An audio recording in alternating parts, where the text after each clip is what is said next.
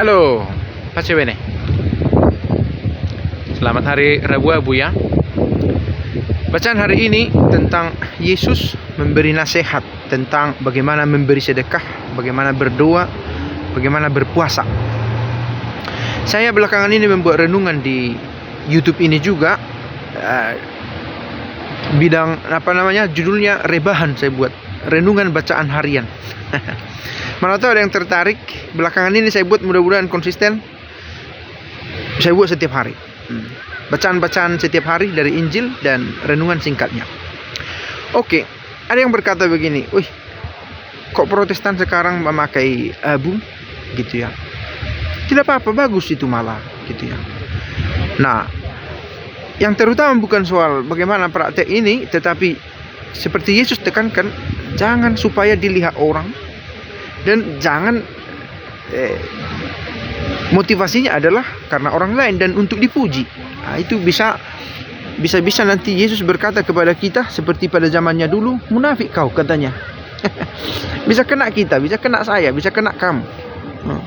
Ini masih ada abu saya ini. Nah, boleh jadi sekarang ketika seorang Protestan misalnya yang bukan Katolik ikut ibadat Rabu Abu, jangan-jangan dia lebih kusyuk ya, karena sesuatu yang baru, namanya yang baru ya, berkesan. Sebaliknya orang Katolik, jangan-jangan refleksinya sudah hilang. Yang tinggal sekarang adalah selfie-nya, yang membuat foto, posting di Instagram atau di Facebook. Apakah salah? Itu tidak juga, kan dikatakan jangan lakukan ulah kesalehanmu supaya dilihat orang, supaya. Bukan dikatakan nggak bisa dilihat orang, kadang ya tanpa sengaja dilihat orang. Tapi kalau tujuannya itu, intensinya adalah supaya dilihat orang, itu baru keliru.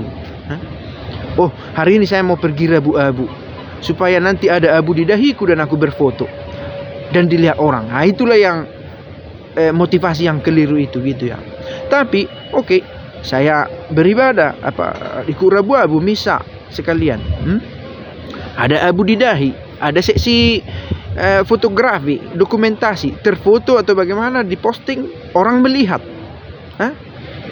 Tidak juga menjadi persoalan dalam arti menjadi ragu kita pada tujuan awal kita, kan gitu ya. Nah, yang terutama itu soal bagaimana itu direnungkan.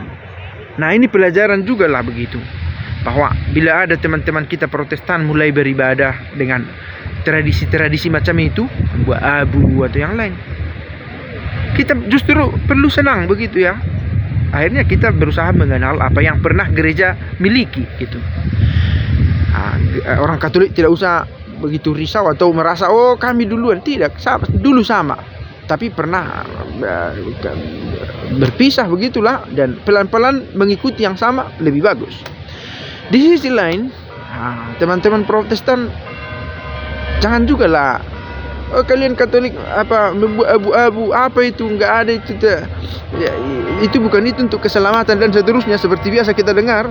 Tidak usah lah, jangan terlalu sering mempersoalkan tradisi-tradisi itu. Ketahuan sekali kalau kamu tak pernah membaca sejarah gereja gitu ya. Ketahuan sekali. Nah, juga sebenarnya nggak mungkin gereja itu tanpa tradisi, nggak mungkin. Nah, ketika misalnya abad ke-16 dikatakan inilah gereja kita harus tinggalkan yang lama, kalimat itu ditradisikan sampai sekarang menjadi tradisi baru, kan gitu ya. Oh, gereja itu harus begini, gereja itu harus begini. Keharusan abad 16 diteruskan ke sekarang menjadi tradisi lain. Jadi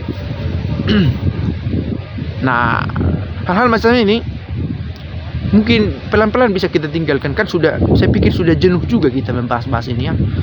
Saya pernah berpikir, mengapa kami seperti nyaman di topik-topik macam ini gitu ya. Kekristenan itu harus tetap diulas, harus, tapi topiknya itu kadang tempora mutantur et nos mutamur inilis katanya. Waktu-waktu itu berubah dan kita diubah di dalamnya. Sekarang keresahan gereja itu ada banyak ya. Bukan berhenti di teologi-teologi dogmatik yang selalu dibahas.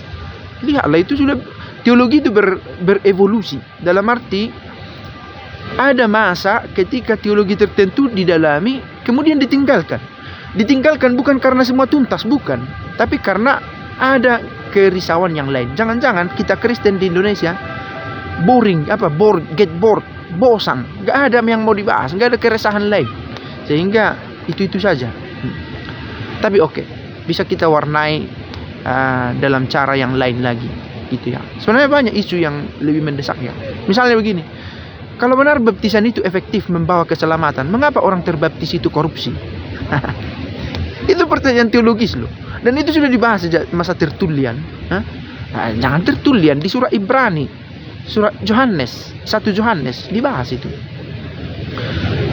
Kalau kamu melakukan dosa yang bisa diampuni, ya diampunilah. Tapi kalau kamu sudah pernah menerima rahmat, tapi melakukan dosa yang tidak diampuni, jangan duakan orang macam itu. Katanya, bisa bahaya kalau kita salah mengerti.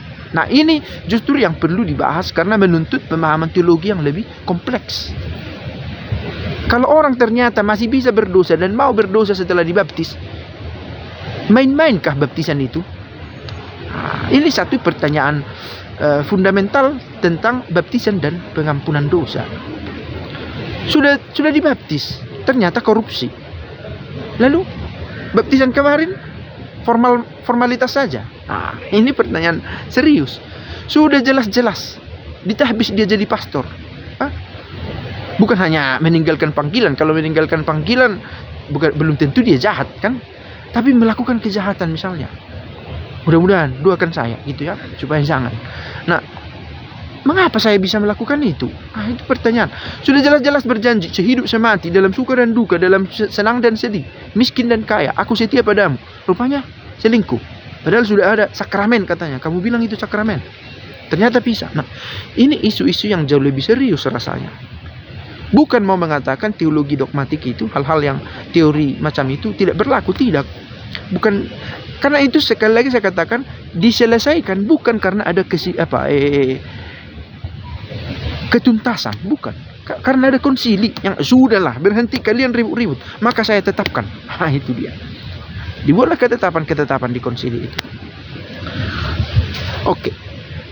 Makin panas matahari, semoga selama merefleksikan Rabu-Abu, bagi yang mau melakukan berpantang, bukan misal mau ya, silakan melakukan, tetapi dengan bagaimana lotak dengan perjuangan batin masing-masing, saling mengingatkan, ya begitulah. Masing-masing kita memiliki caranya masing-masing. Ada yang berjuang untuk makan sedikit dalam sehari, ada yang tanpa berjuang, entah karena dia memang tidak begitu suka makan banyak, entah karena memang tidak ada uang. Nah, jadi salib kita pun untuk memaknai penyangkalan diri ini, memikul salib ini berbeda-beda gitu ya. Oke, refleksi selanjutnya tentang ini bisa kita lanjutkan